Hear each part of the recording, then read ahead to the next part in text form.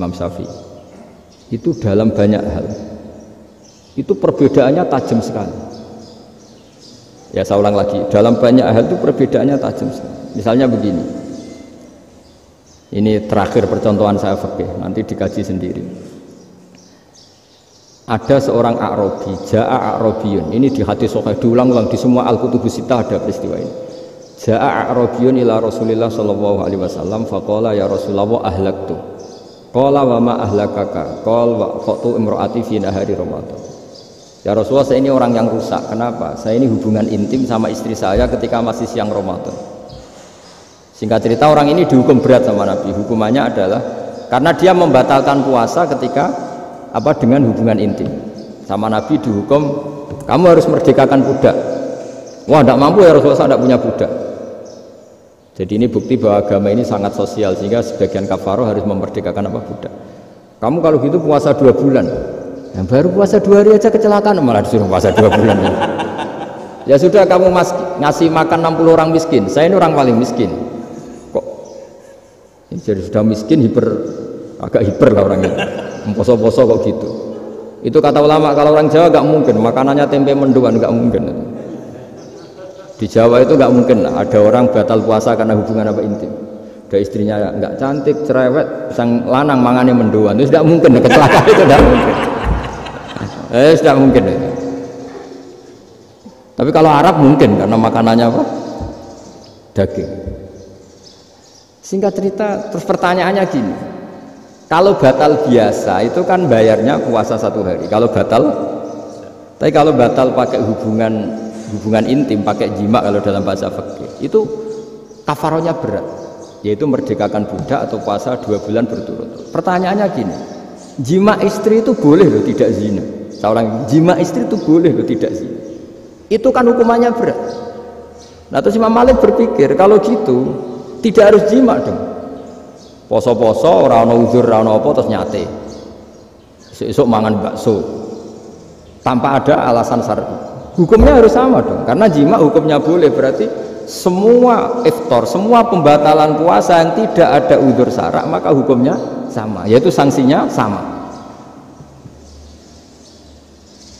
Masuk akal enggak? Masuk akal dalam mazhab Imam Malik.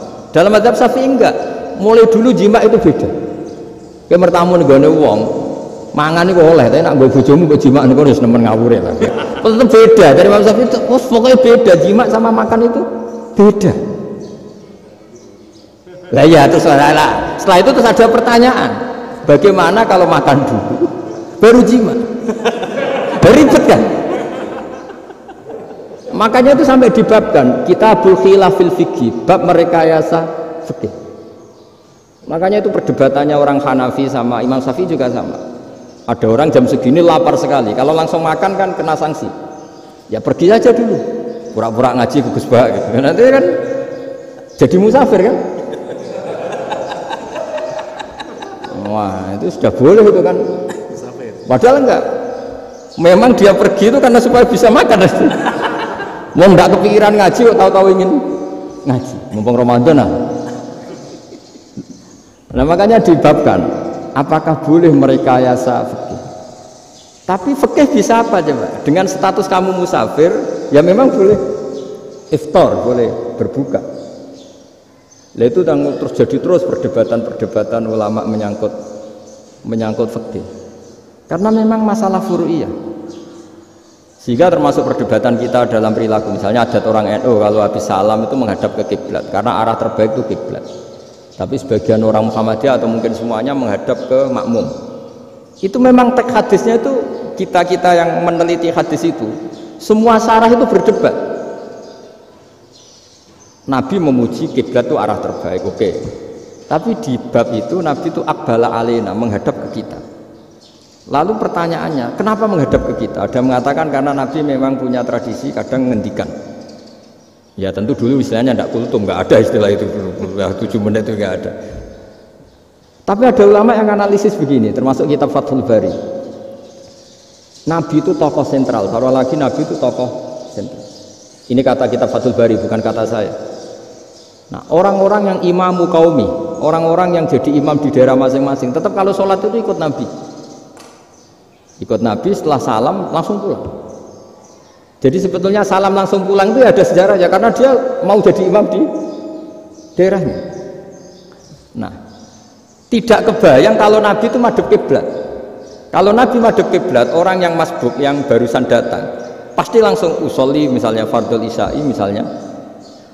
Terus makmum Nabi, padahal Nabi sholatnya sudah selesai. Jadi intinya gini kata Fathul Bari, imam setelah salam itu harus bikin gerakan atau omongan atau apa saja yang menunjukkan kalau sholatnya selesai. Di antara gerakan itu adalah beliau harus menghadap ke hadirin atau menghadap ke utara atau apa saja yang penting menunjukkan kalau sholat ini sudah selesai. Itu fikih. Jadi fikih itu cara menganalisis itu memang unik. Karena kalau Nabi tetap seperti itu, posisi pancet seperti itu, maka orang yang baru datang mengira Nabi masih sholat. Nah, pertanyaannya kalau mereka sudah takbir, malah sholatnya tidak sah. Kenapa tidak sah? Menggantungkan sholat atau mengikatkan sholatnya dengan orang yang sudah tidak sholat. Jadi menjadikan orang yang nggak sholat sebagai imamnya kan nggak boleh. Maka Nabi harus memaklumatkan dengan gerakan itu bahwa beliau sudah tidak sholat. Karena orang datang dari berbagai daerah. Jadi nganalisis fikih, fiqhul hadis namanya. Itu ulama itu mau tidak mau debat. Karena pertanyaannya itu kenapa? Ya memang mau apa? Karena yang namanya sosial itu yahtamilu muhtamilatin, ada sekian kemungkinan. Makanya dalam madhab istimbat itu, ketika Nabi sodakoh pakai tamer, pakai kurma, itu ulama mesti ngitungnya tuh kut. Kut itu makanan pokok. Sehingga Imam Syafi'i mengatakan kalau di Indonesia pakai beras misalnya, karena kutil balat Indonesia itu beras. Oke, Imam Syafi'i mainstream. Tapi ketika era Yusuf Qaradawi di Al-Azhar di Mesir sana, ulama-ulama mulai usil. Sama sih ingat Mbah Mun sering gejlokan, lah iya petani gabah, petani padi wis melarat wajib zakat. Petani cengkeh, kakao, suga-suga wajib zakat hanya karena yang ditanam tidak makanan pokok. Jadi mulai ada ulama mulai gerah lah, kalau bahasa politiknya mulai gerah. Yang petani miskin gara-gara yang ditanam padi wajib zakat. Yang orang-orang di sana misalnya di Sulawesi karena tanamannya kakao atau cengkeh tidak wajib zakat karena bentuknya tidak makanan pokok. Geger kan di Al-Azhar geger. Akhirnya hampir semua ulama berpendapat ya sudah sekarang ketika Nabi menzakati kut makanan pokok itu jangan dihitung sebagai makanan pokok. Wa mimma akhrajna lakum minal ard. Apa saja, ma itu apa saja. Makanya kata Yusuf Qaradawi, ma itu apa saja. Makanya semua tanaman yang menghasilkan uang itu wajib zakat. Nah, masalahnya kitab-kitab Syafi'iyah itu sudah mamlu'ah, sudah penuh dengan penjelasan misalnya fala zakata fil khadrawat, maka enggak perlu zakat untuk kayak kangkung, semangka dan sebagainya.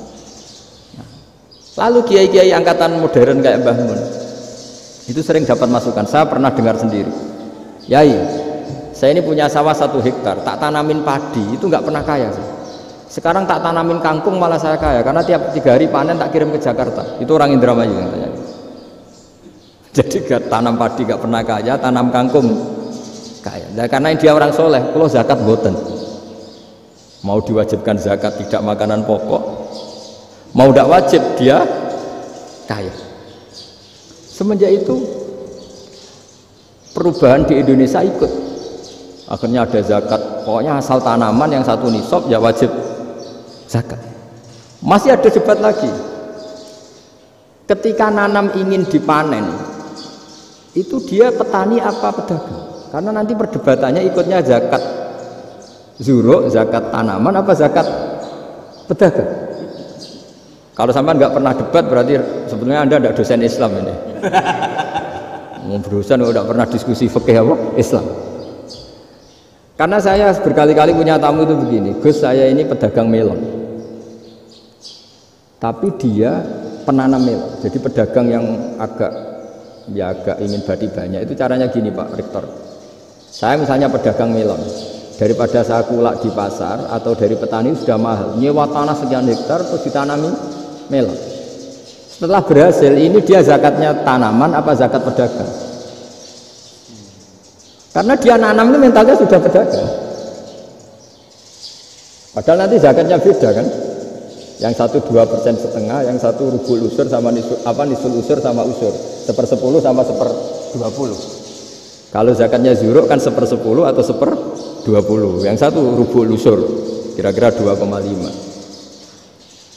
Saya ulang lagi ya. Jadi di era modern itu kita jadi bingung, pedagang tapi gayanya petani, petani tapi hakikatnya.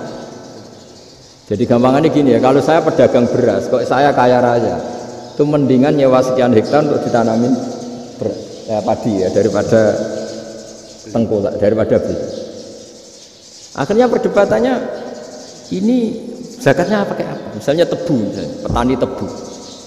Oh jelas kalau jual nanam tebu itu ingin dijual. Masa apa gue es tebu berhektar-hektar. Lah kira-kira kalau menurut jenengan ini zakatnya zakat apa? Tijarah apa zakat tanaman? Mentalnya tijarah, mentalnya pedagang. Nah ini saya hanya mau cerita. Khilaf kadang-kadang orang angen-angen. Khilaf itu nggak mungkin enggak. Ya sama seperti NU dan Muhammadiyah selalu khilaf awal Ramadan. Itu memang nggak bisa nggak khilaf. Misalnya begini, saya beri contoh. Karena kadang yang khilaf juga nggak pernah belajar. Lucu kan? Tak beri contoh ya. 2001 itu abad keberapa itu? Tahun 2001. Abad 21 abad 20? Abad 21. Jadi meskipun terpaut 1 tahun, padahal abad itu 100 tahun. Nah pikirannya orang-orang Muhammadiyah seperti itu. Hilal kalau sudah melewati garis ufuk, meskipun setengah derajat atau 1 derajat itu sudah ikut bulan berikutnya, sehingga ya sudah meskipun sekian derajat sudah dianggap Ramadan. Nah pikirannya orang Indonesia harus ru'yah bil fi'li. Itu sebetulnya lagi-lagi sebenarnya tidak masalah NU dan Muhammadiyah, itu di kitab-kitab ya seperti itu. Kita ini nggak biasa goblok ya. Artinya kita tahunya, kita yang keluarga kiai tahunya kunut mazhab Hanafi, tidak kunut mazhab Syafi'i. Tapi tahu-tahu ini mazhab NU, ini mazhab itu aneh itu menurut kita ini anggap apa? Mana ada Muhammadiyah jadi mustahid, mana ada NU jadi mustahid. Jadi sebetulnya orang tahu semua lah kalau Abu Hanifah itu tidak kunut, Imam Syafi'i itu kunut. Imam Syafi'i pernah main di masjidnya Abu Hanifah ya tidak kunut, ditanya kenapa tidak kunut? Jenengan itu presiden kunut, tidak sanggup mati Abu Hanifah, dulu biasa aja. Sekarang beger, ya karena tidak punya kegiatan. Sebenarnya itu tidak masalah, mulai dulu biasa. Saya teruskan. Nah, menurut mayoritas ulama nunggu ru'yah bil fi'li. Ru'yah bil fi'li itu gini. Mata telanjang bisa melihat karena agama ini menggantungkan perintah itu sama melihat. Kalau kamu tidak melihat itu bagaimana kena hukum? Ibarat gini, Pak Rektor datang ke rumah saya tapi saya nggak tahu. Kena nggak saya hukum harus menghormati? Dia datang nggak sembunyi-sembunyi. Saya kena hukum harus menghormati ya kalau melihat, kalau enggak ya enggak. Tapi Pak Rektor tetap bilang, tapi saya hakikatnya datang, jadi saya datang aja. Itu kan ribet. Akhirnya ya sudah, itu nggak ada khilaf sampai mati ada khilaf karena yang satu menggantungkan hukum itu digantungkan sama tahu. Kalau tidak tahu ya, misalnya baju saya ini hakikatnya ada najis, pas sholat saya tidak tahu. Sholat saya sah apa enggak? Sah. Karena hakikatnya, ya memang saya tidak tahu. Tapi hakikatnya ada najis apa enggak? Ada. Ya sudah, itu sama-sama masuk akal. Ada lagi khilaf yang senam otak. Fasyamu salasati ayamin fil haji wa sab'atin idza raja'tum. Singkat cerita ada satu pelanggaran haji yang kata Allah kafarohnya itu puasa 3 hari sama 7 ketika kamu pulang, idza raja'tum, ketika kamu pulang. Dalam mazhab Syafi'i yang namanya pulang itu yang haji sudah sampai rumah. Di mana-mana pulang itu ya sampai rumah. Dalam mazhab Abu Hanifah enggak, ketika orang sudah balik kanan dari Arab Saudi, dari Mekah, ya namanya sudah pulang. Misalnya gini, ini Pak Rektor pamit saya, Pak Haris. Gus, Pak Haris mana? Ya sudah pulang kata saya, padahal sampai pandangan belum sampai. Tapi bagi keluarganya belum pulang. Lalu idza raja'tum ketika pulang itu bahasanya siapa? Bahasa istrinya apa bahasa yang ditamoni? Kamu ditamoni orang, terus tamunya mana? Sudah pulang. Tapi tanyakan istrinya, belum pulang. Jadi khilaf-khilaf gini kok jadi geger itu kan goblok banget maksudnya itu. Jadi biasa, gini itu biasa. Jadi ya karena memang ini bukan masalah akidah, ini masalah furu'iyah, masalah fikih itu masalah furu'iyah. Mau tidak mau harus beda. Misalnya di sholat juga gitu. Wa ayu qu'udin qa'adal musolli sohat sholatu. Duduk dengan gaya apapun itu sholatnya sah. Jika sampean kalau haji atau umroh, orang Arab itu jenenge duduk ngenak awak di kursi. Duduk sopan ya hanya orang Indonesia. Kalau sholat itu masih duduk ala orang tahiyat. Kalau sampean di Mekah, duduknya pakai apa coba? Kursi ya. Oh enak sholat duduk. Karena memang takbirnya di fikih dengan duduk gaya apa saja sah. Makanya sengenak awak duduk di kursi. Ribet kan? Mau tidak disahkan itu namanya duduk. Mau disahkan masa iya soal Allah kok duduk santai-santai gitu. Tapi mau apa? Ini fikih. Ya saya ulang lagi ini fikih. Fikih itu ya sudah ini fikih. Makanya kalau ulama berdebat misalnya Abu Hanifah berpendapat sholat itu wajib baca Fatihah apa asal Quran. Dalam mainstreamnya ya Fatihah karena la sholat limalam yakro bi Fatihatil kitab. Tapi cara Abu Hanifah enggak. Faqra'u ma tayassara minal Quran, bacalah apa saja yang mudah bagi kamu, asal itu Quran. Sementing gak gending Jawa, gak nyanyi lagi. Ya sudah mau apa coba? Jadi ya susah memang kalau fikih itu ya sudah seperti itu. Ada lagi yang masih ekstrim misalnya. Yang namanya menyembelih hewan itu gimana coba? Dari hidup ke mati, apa pasti mati disembelih? Cara madzhab Imam Syafi'i yang namanya menyembelih itu penyembelian harus menjadi sebab kematian. Itu yang sah. Seorang lagi penyembelian menjadi sebab kematian yang syar'i. Sehingga beliau mensyaratkan hewan yang disembelih ini masih punya hayatun mustaqirrah, punya kehidupan yang normal. Sehingga kalau nggak disembelih ya hidup. Sehingga kalau ada hewan ketabrak truk kejet-kejet mesti mati ini buat sembelih. Itu nggak sah karena nggak usah disembelih ya wis mati kan. Karena ini hanya nunggu koordinasi Israel kan, dia kejet-kejet itu kan prosedur itu. Tapi tidak disembelih pun mati. Tapi cara mazhab Malik enggak. Pokoknya anggere jek duwe nyawa jenenge kewan urip. Dengan kamu sembelih berarti matinya mergo mbok sembelih. Meskipun nanti ya enggak usah disembelih ya mati. Coba hitung secara ilmu matematika. Kalau enggak disembelih hidupnya 5 menit. Gara-gara kamu sembelih hidupnya langsung mati. Terus dia matinya, cara di persidangan matinya disebabkan apa? Disebabkan disembelih apa kecelakaan? Loh, ya debat toh kalau sama-sama UMM aja debat.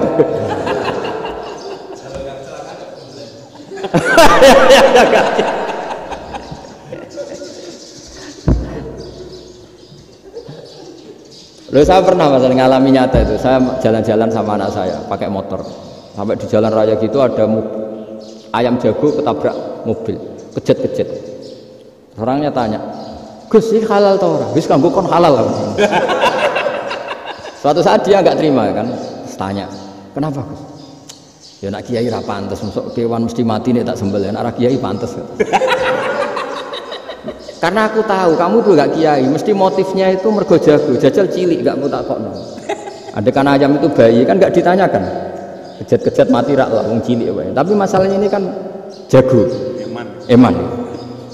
Tapi secara fikih pertanyaannya tadi, hewan yang sudah tidak punya hayatun mustaqirrah, dia hanya punya al hayat al ittiroriyah, dia punya harokah ittiroriyah, dia mati kejet-kejet memang prosedur mati harus seperti itu. Mbok kecelakaan kayak apa, kalau mati kan kejet-kejet dulu. Nah ketika kejet-kejet ini pertanyaannya ini kan hidup apa mati namanya? Enggak, namanya hidup apa mati? Pas kejet-kejet hidup, cara Imam Malik itu hidup. Ya sudah, kalau hidup disembelih ya halal. Karena misalnya nanti kalau nggak disembelih matinya kan 2 menit lagi, gara-gara disembelih mati sekarang. Tetap penyebab kematian itu nyembelih. Penyembelian ini sebab kematian. Tapi kalau Imam Syafi'i enggak, cara berpikir wis nemen paling roh besok kaget langsung mati. Kalau gitu berarti kamu nyembelih barang mati. Jadi fikih itu kadang unik. Makanya ketika ngitung fikih itu unik. Orang keluar mani wajib apa? Mandi kan. Terus Imam Syafi'i ditanya, kenapa kalau orang lahir kelahiran juga harus mandi? Namanya nifas. Fa innal walada waliyun munaqidun. Ya, anak ya mani yang menggumpal. Bedanya apa anak dengan mani itu? Jadi fikih itu kadang lucu. Di rumah-rumah tenan dulu lucu. Keluar mani wajib mandi.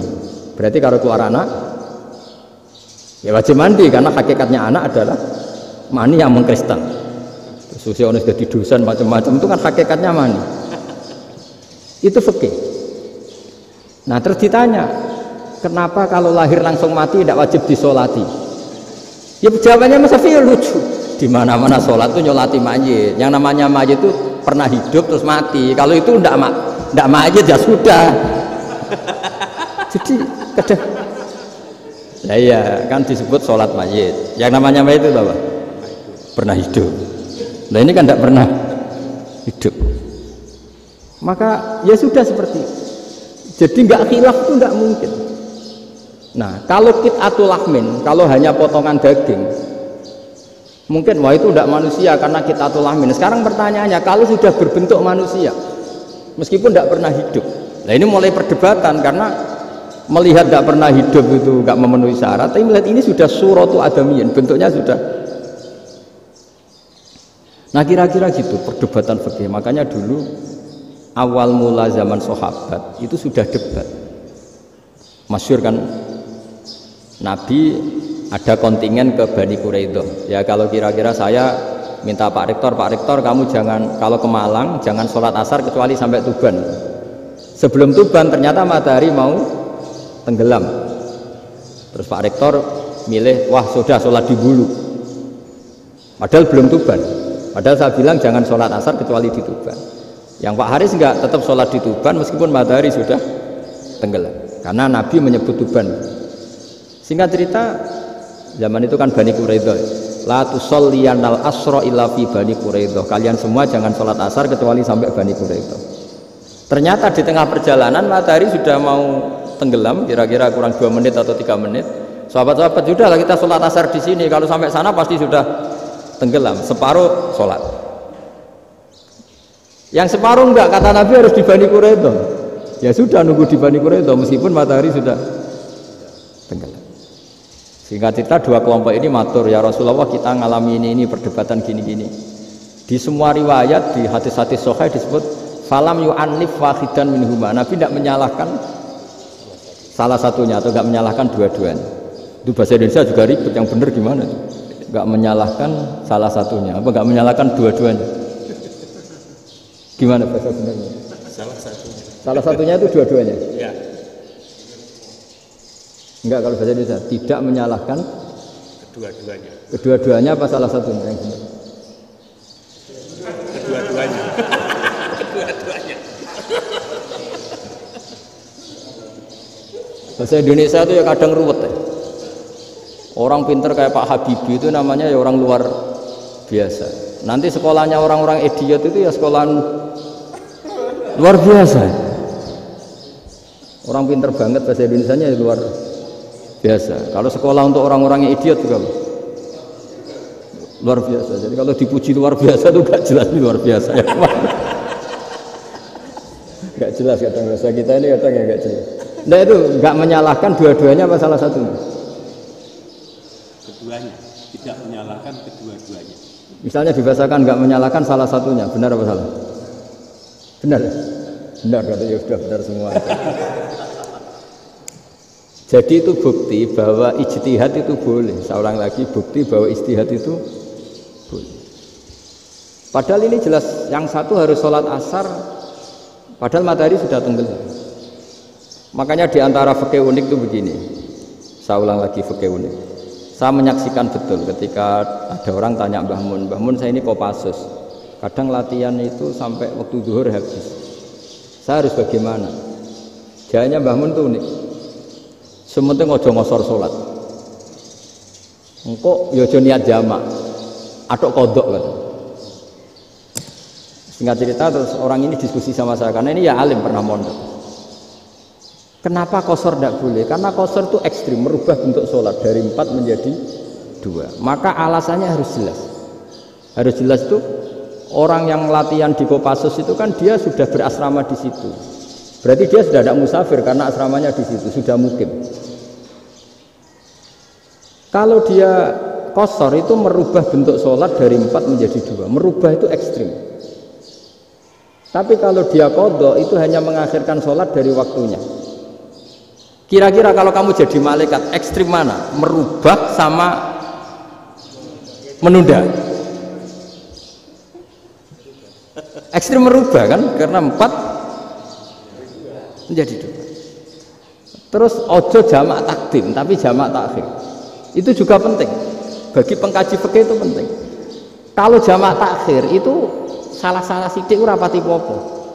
Kenapa? Kan mirip duhur qadha. Kalau jamak takhir kan. Tapi kalau jamak takdim asar kok di waktu duhur, ekstrim mana? Perubahan takhir sama takdim itu ekstrim mana? Ekstrim takdim karena melakukan sesuatu belum waktunya. Belum waktunya. Jadi itu memang ya memang tadi kajian-kajian fikih itu memang unik. Karena bagi ahlinya, saya ulang lagi tapi ini saya ulang lagi bagi ahlinya. Makanya ketika Nabi menjamak sholat ketika nusuk, ketika haji itu kata Imam Syafi'i lis safar. Karena Nabi pergi jauh karena rumahnya Medina. Tapi resikonya fatwa itu adalah orang Mekah nggak boleh jamak karena kawasannya nggak sampai 90 kilo lah kalau sekarang mungkin. Tapi kalau tahu Imam Malik enggak, ya lim nusuk sehingga orang Mekah pun yang haji ya boleh jamak karena alasan jamaknya karena nusuk, karena haji bukan karena jarak. Terus diteruskan lagi. Kalau karena pergi boleh jamak, memangnya pergi itu kenapa? Karena repot. Nah itu masalah kan enggak sakoh. Nah, terus mulai ada orang-orang yang ngawur kan resepsi jamak, ribet. Wes resepsi duit utangan kan capek. Wah itu sudah jamak. Ribet kan. Jadi kalau sudah illatul hukmi itu sudah mesti bikin masalah. Kalau sudah illatul hukmi itu pasti bikin masalah. Nah, pertanyaannya jamak itu masih gampang karena bentuknya sholat masih 4. Yang ekstrim kalau qasar karena bentuk sholat 4 menjadi 2. Maka kata Mbah Mun pesennya nak kue ra mesti bener jika alasan itu tidak mesti benarnya. Pokoknya sementing tidak qasar. Juga tidak jamak takdim karena qasar ini kan merubah bentuk sholat kan ekstrim. Jamak takdim juga ekstrim karena mendahulukan sholat sebelum waktunya. Kalau jamak takhir kan biasa, kalaupun salah kan mirip qadha. Ya mirip qadha biasa kan? Nah ini saya cerita, jadi fikih itu bagi ahlinya itu memang punya konsekuensi yang seperti itu. Makanya pertanyaannya misalnya bagaimana hukumnya penyembelihan lewat mesin? Ya ribet kan? Bagaimana nyembelih dari apa ini? Belakang. Saya baca di kitab-kitab nyembelih dari belakang itu ya hukumnya tetap boleh asal apa itu hulkum dan mari itu terpotong. Tapi pertanyaannya, jangan-jangan ayamnya sudah kaget dulu karena uratnya ini. Makanya perlu ditanya ahli medis, lah uratnya tercabut ini jangan-jangan sudah berstatus mati. Kan potensi ketika dipotong dari sini, potensi sudah berstatus mati. Makanya, nah kalau misalnya menyebelah dengan dibacok, itu langsung mati. Itu tetap ada doktor, kalau dalam bahasa fikih doktor. Dia terkaget, begitu. Ada doktor karena nggak bisa bernafas terus mati. Berarti kelangsungannya bangkai. Jadi orang yang pengkaji fikih itu ya seperti itu, memang itu yang ditekuni. Tapi kita sebagai orang awam ya tadi, nak sing kecelakaan itu wedhus, ayam jago ngeman, tapi nak pitik cilik ikhlas.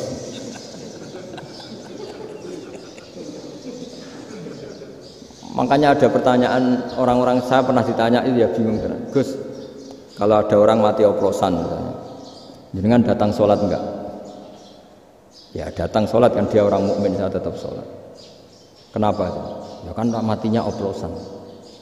Tapi andaikan tokoh yang mati, kamu sholat enggak? Ya sholat kan dia tokoh. Jadi ribet.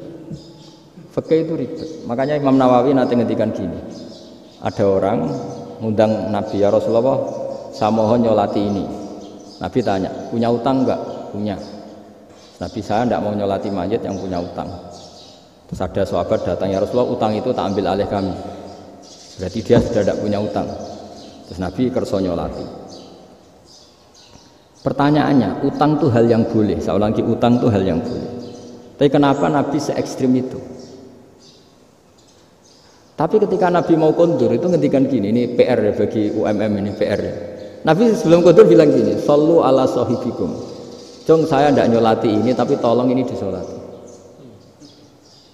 Terus kata Imam Nawawi, dianalogikan atau dikiaskan siapapun pelaku dosa besar atau mati dalam keadaan tidak benar, misalnya pas dugem mati, pas oplosan mati, itu sebaiknya tokoh-tokoh itu enggak nyolati karena nanti dianggap penghormatan. Misalnya ketua PP Muhammadiyah rektor nyolati wong mati oplosan, kan keren. Mati oplosan disolati rektor. Ya sudah, tapi kalau nggak disolati nanti ada tradisi yang keliru, yaitu janazatul muslim tidak ngalami disolati, padahal siapapun yang muslim janazahnya harus disolati. Makanya setengah-tengah ya rasa rektor lah, satpam pokoknya kudu tetap ada yang sholat. Itu kata Imam Nawawi. Jadi ketika ada orang mati nggak benar, itu sebaiknya tokoh-tokohnya nggak ikut nyolati, tapi awamun nas, orang kebanyakan ikut sholat. Jadi fikih itu agak jadi, karena tadi ketika tokoh ini nyolati, pertanyaannya bedanya apa mbek sing mati ning masjid mbek mati oplosan? Karena sama-sama semua orang nyolati, kan tidak ada sanksi sosial ya.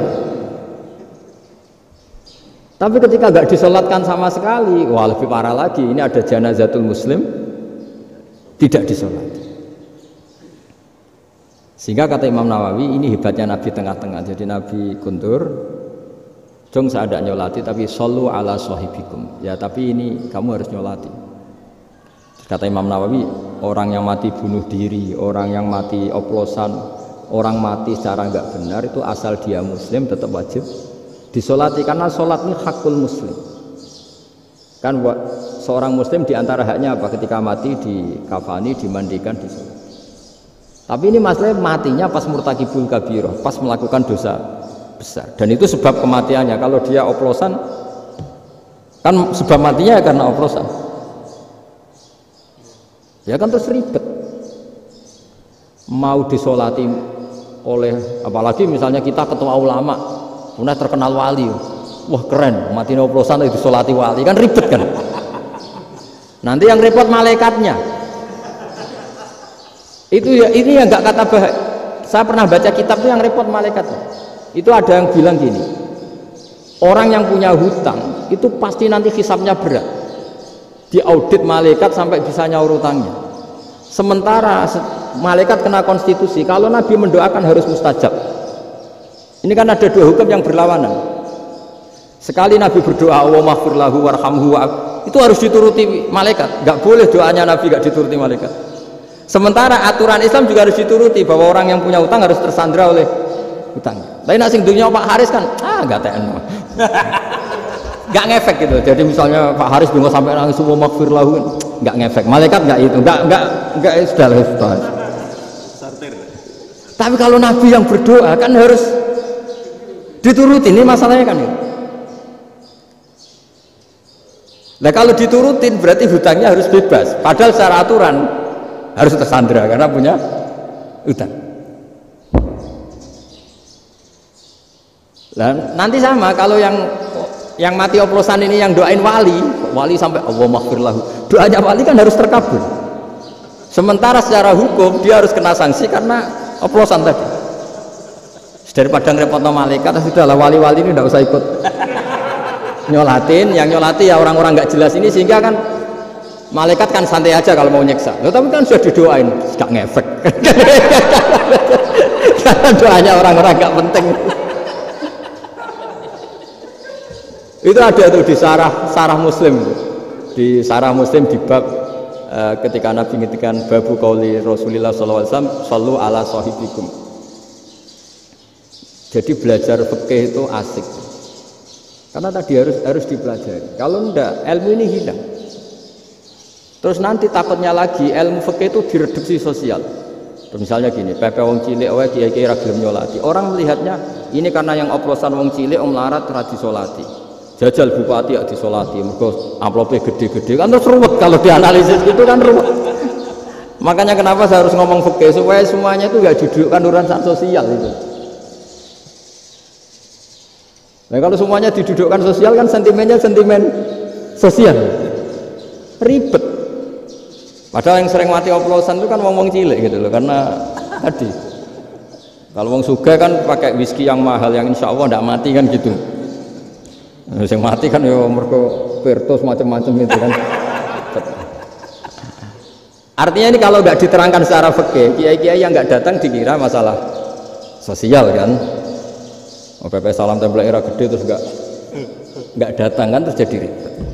Ya makanya ini apa lewat pengajian ini supaya sampean lebih tahu ya bahwa khazanah Islam ini kata beberapa ulama kafatan linnas, maknanya semuanya, sehingga Allah akan mentakdirkan kajian Islam akan ada di seluruh dunia.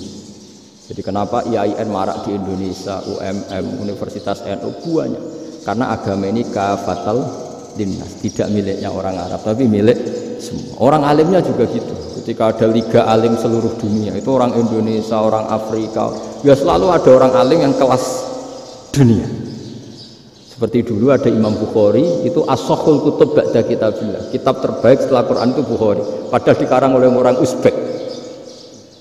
Kata siapa? Islam As-Sofyan, orang Arab ngakui kalau kitab paling sahih itu Bukhari. Mekah Madinah pun mengakui kalau kitab paling sahih Bukhari. Padahal pengarangnya ada orang Arab. Orang mana? Uzbek. Imam Ghazali yang diakui seluruh dunia itu Atus itu ikut Persia. Juga bukan orang Arab. Si bawah ya orang Persia. Nah, ini yang belum ada orang Malang ini, tinggal PR ini. Ya, nyusul ya. Ya, saya kira demikian. Assalamualaikum warahmatullahi wabarakatuh. Baik, Bapak Ibu, para pemirsa yang dirahmati oleh Allah, kita sudah mendengarkan tausiah yang sangat mendalam dari Gus Baha, yang intinya saya rasa sudah dipahami semua bahwa pentingnya bagi kita untuk terus banyak mengkaji, belajar, tidak hanya memahami satu sisi dari ajaran agama kita, satu versi dari ajaran agama kita, akan tapi karena agama ini diturunkan untuk kafatal linnas, untuk semua manusia, maka terjadinya perbedaan di dalam ijtihad para ulama itu pada dasarnya menjadi rahmat bagi alam semesta dan bagi umat Islam. Mudah-mudahan apa yang sudah kita dengar dari tausiah Gus Baha dapat kita pahami dengan baik dan menjadi ilmu yang bermanfaat untuk kita semua. Kami terima kasih kepada Gus Baha atas nama Universitas Muhammadiyah Malang. Mudah-mudahan jalinan silaturahim antara UMM dengan Pondok Gus Baha ini terus senantiasa bergulir dan menjadi bagian dari upaya kita bersama untuk meneguhkan Islam yang rahmatan lil alamin. Demikian saya rasa pengajian kita pada pagi sampai siang hari ini. Kurang lebihnya minta maaf. Wallahu a'lam bishawab. Kita tutup dengan bacaan hamdalah. Alhamdulillahirabbil alamin. Subhanakallahumma bihamdika asyhadu an la ilaha illa anta astaghfiruka wa atubu ilaik. Wassallallahu ala Muhammadin wa ala alihi washabbihi ajma'in walhamdulillahirabbil alamin. Wassalamualaikum warahmatullahi wabarakatuh.